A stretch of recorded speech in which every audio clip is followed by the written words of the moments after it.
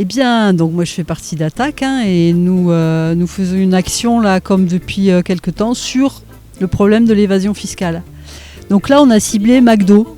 Pourquoi je suis là ? Parce que je suis venue rejoindre les copains d'Attaque 87, puisqu'on n'a pas pu faire de manif dans le 23, pour apporter mon soutien dans cette campagne de dénonciation de l'évasion fiscale, puisqu'aujourd'hui on est là pour ça, concernant en particulier McDo, sachant, et moi je l'explique aux gens, que McDo n'est pas la seule multinationale à faire de l'évasion fiscale.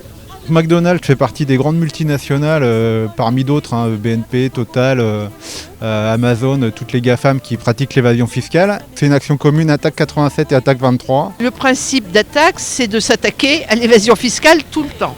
Mais en 2022, c'est plus spécifiquement, effectivement, peut-être dans la perspective des élections, savoir que les gens qui vont aller voter fassent des choix en conscience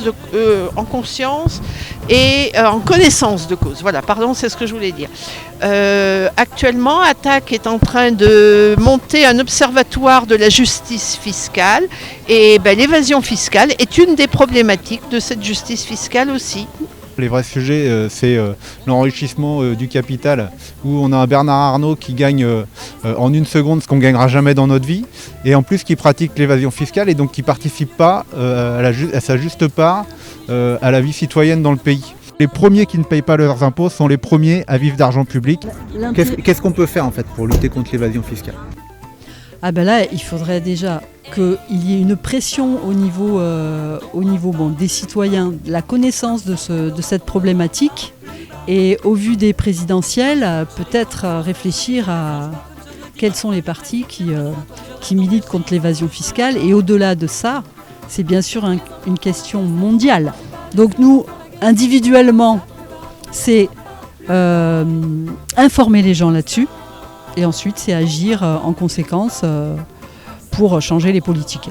Et également d'informer les consommateurs qui viennent ici, qu'en venant ici, ils participent sans le vouloir, après c'est des victimes, mais ils participent à ce système d'évasion fiscale. Et en fait, si on veut que ça change, il y a un moment, il faut que ça vienne des consommateurs. Et si les consommateurs interpellent McDonald's sur ces sujets-là, à un moment, ils vont être obligés de réagir.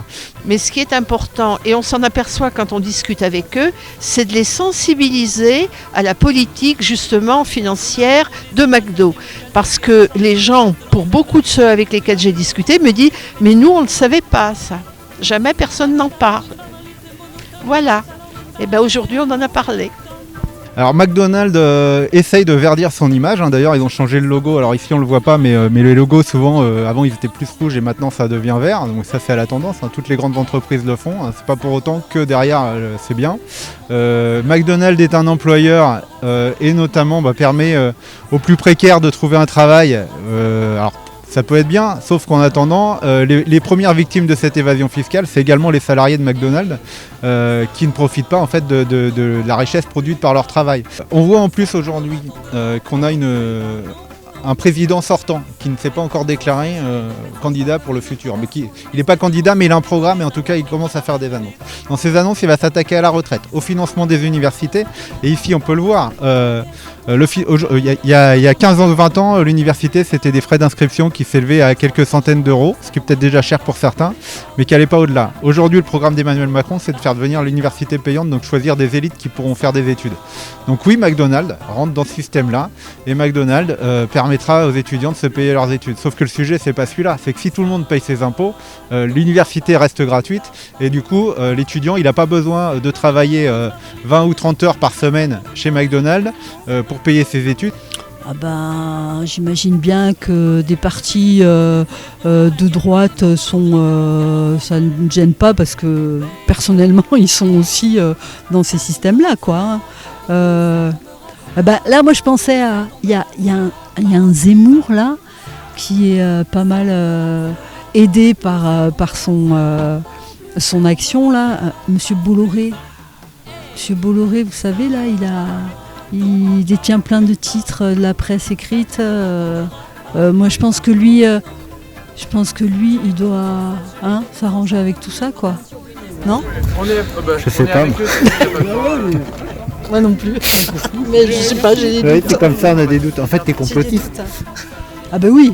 À partir du moment où on critique le système, on est complotiste. Donc attaque et complotiste. Plus bas.